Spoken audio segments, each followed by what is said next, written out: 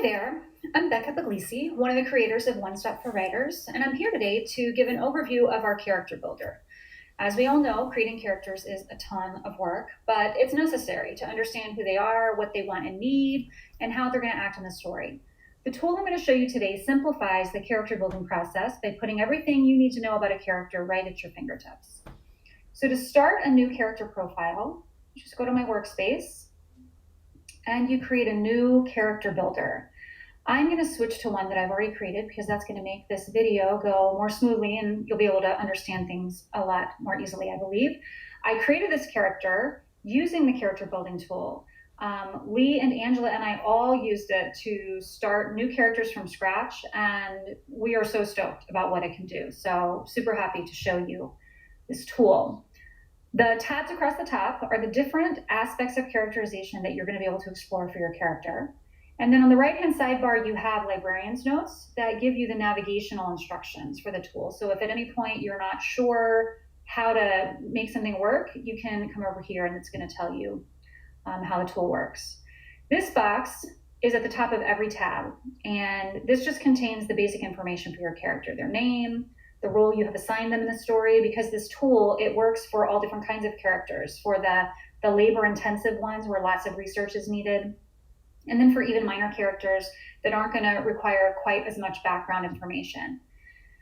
This is an interesting feature. It's where you can take items that you have saved to my workspace that are related to this character, and you can import them into the profile. So if you need to reference them, you don't have to go searching through my workspace to find them. You just click on it, it opens in a new tab. It's super accessible.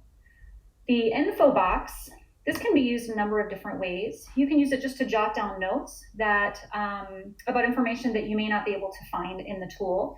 But the reason that we really created this section was to offer an opportunity for all different kinds of writers to be able to create characters. We know that some writers aren't going to want to go into great depth when they're doing research. So this is a place where you can collect your thoughts and just write the information about the character's backstory, and you just have it there in one spot.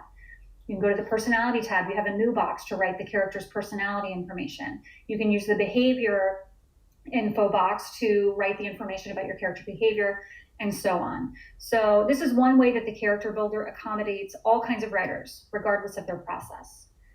I'm going to start at the beginning, and I'm just going to kind of work my way through. But the beauty of this tool is that you can use it however works best for you. Maybe you don't know a lot about your character or your story. You just know the end goal. You know what the character has to achieve at the end. In that case, you might want to start in the motivations tab and figure out your character's outer motivation, that story goal. That's going to lead you to other areas that you're going to be able to explore that come out of that. Maybe you only know your character. You don't know much about their past or where they're headed, but you know who they are right now. You might want to start here. Build out that the character's positive and negative traits, and then you can move forward or move backward, depending on what comes to you and what you're able to figure out. It can really work whatever way you need it to work for you. So the backstory tab has 4 different sections that relate to the character's past. The wounding event is the first one.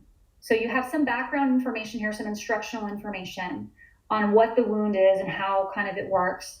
If you click on any of these bold linked items throughout the tool, you're going to be taken to the terminology page. This is like a glossary where we give you very basic information to tell you what those terms are and what they mean in relation to characterization.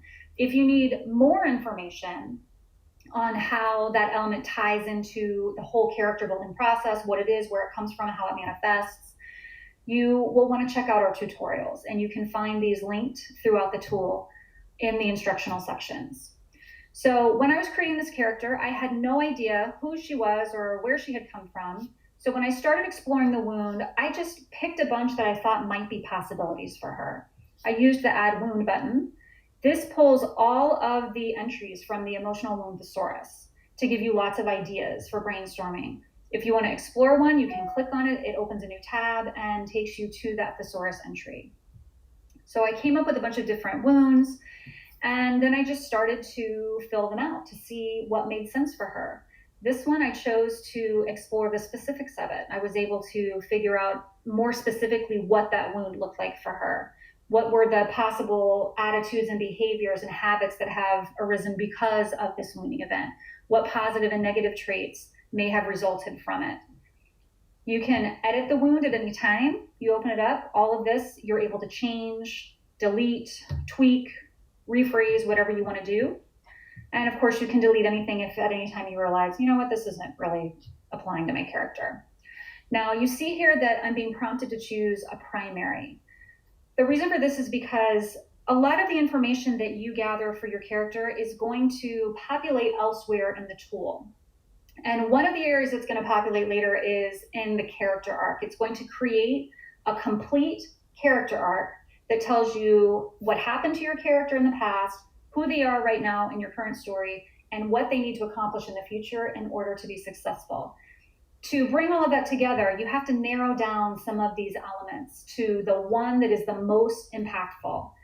The wounding area is one of these areas. So I chose this one. I think that my character caved to peer pressure at one point with disastrous results, and that is the event that is haunting her. That's her primary wounding event.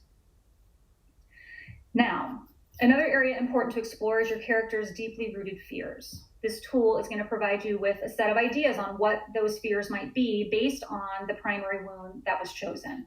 There are lots of brainstorming questions in this section that can help you figure all of this out and better get to know your character's fears and insecurities. The tool does a really good job of breaking down the more difficult topics that we need to understand about a character, like the lie. This is something that forms after a painful traumatic event, that emotional wound, and it's going to change how the character views the world or themselves. You can see here that the tool prompts you with ideas of what the lie might be for your character based on the wound that you chose. So I chose caving to peer pressure. All of these lies are coming right out of that wound thesaurus entry. These lies relate directly to the primary wound of caving to peer pressure. If I change that wound, these lies are going to change to fit the wound. So I believe her lie that she's believing now is that she's weak. She's unable to stand up to other people. That is the belief that's holding her back until she realizes what that lie is and that it's a big part of her problem. She's never going to be able to achieve what she wants most. Secrets are another thing that you want to think about for your character, what they might be hiding. The tool gives you a ton of choices. They're broken down by different categories, and all of these come out of the idea generator at one step. So you have lots of options there, which you can edit or delete as you go along. So that's the backstory portion of the tool. Personality is next. This is where you figure out your character's positive and negative traits. You have some questions here to help you figure out what traits might have formed, where they might have come from, and then you can explore the traits themselves to see how they're manifesting now with your character. Behavior, this is where you're going to figure out how your character is going to act and behave throughout the story and all the different scenarios that you throw at them. I'm going to come back to this one. Physical details help you get a handle on your character's appearance, their distinguishing features, things like that. Daily life, this looks at the character's everyday life, their family, their work, their hobbies, the talents and skills they might have. This pulls options from the talents and skills thesaurus, giving you lots of ideas on ways to make your character unique and give them skills that are going to play into the story and help them get closer to their goal. In the gallery, you have an opportunity to bring together some pictures. Maybe these are representative of your character or your story or are inspirational for you in some way. Now back to motivation. I'm going to camp out here a little bit because this is the meat and potatoes of the tool. This first tab is about the outer motivation. That's the story goal, what the character wants to achieve. And the inner motivation is why this goal is so important to them. So for outer motivation, you work it just like you did the wound section. You pick a few that you think are possible, you narrow it down to the one that you believe is the primary one. For Jetta, because she caved to peer pressure and wasn't able to stand up for herself, what she really wants to do is figure out who she is and embrace that. She doesn't want to rely so much on who her friends are because that did not work for her before. This is her new story goal. The inner motivation section is really powerful because it is going to pull everything together. You want to read the instructions very carefully and look at the tutorials or the terminology, whatever you need to do, because this is going to explain why the character is doing what she's doing. And that why is what readers really care about. You fill in a few things here, you choose which kind of arc your character is going to have, and it creates a blueprint based on the information that you have gathered so far, a lot of it from the backstory tool. And it creates this bird's eye view of the character's journey in this story. My character was hurt as a result of this wound. Because of that, she now believes this lie about herself. Now she is embarking on this journey to embrace a personal identity. That's her story goal, her outer motivation. And the reason she's doing that is because she wants to achieve self-acceptance. She wants to accept herself for who she truly is.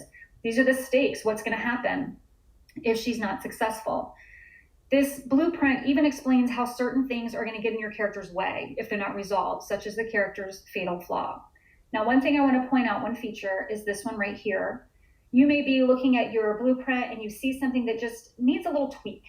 Maybe it's a grammatical thing, or maybe you just want to really make it a little more specific to your character. You click this, it's going to turn off the auto population. So while this is clicked, nothing is going to carry over to this section of the tool. And you're able to just come in here and make whatever changes you want. When you turn it back off, your changes have been saved and it's all updated.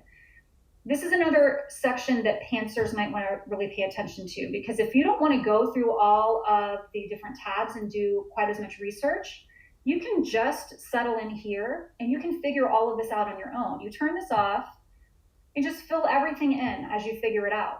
As long as that box is ticked, nothing is going to carry over. So you can go into other parts of the tool, you can explore different ideas, brainstorm a little bit, and none of those changes are going to be reflected here. When you're done, you re-click that box and now everything is going to auto-populate again, but you've been able to do whatever work you needed to do in this section. Now, as we all know, in real life, when we experience something terrible, we want to protect ourselves from it happening again. If I was carjacked, for instance, I might avoid the area where it happened, or I might refuse to drive again. Maybe I'm going to be taking the bus from now on.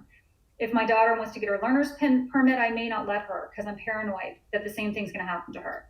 In fiction, our characters do the same thing, and we call this behavior emotional shielding. So as you work through the profile, it's going to collect the behaviors and attitudes that would be considered emotional shielding. As you can see here, I have a big list of items for my character. These are all negative attitudes, beliefs, dysfunctional behaviors, and whatnot that might stand in the way of her goal. Somewhere buried in this list is the biggest problem, where she is her worst enemy. And if she can't fix that problem, she's going to fail to achieve her goal. We call this the fatal flaw. A fatal flaw is actually made of two pieces. There's a cognitive element and a behavioral element. So basically, it's something the character is thinking or believing, and then something that they're doing over and over. They have to overcome those two things in order to be successful.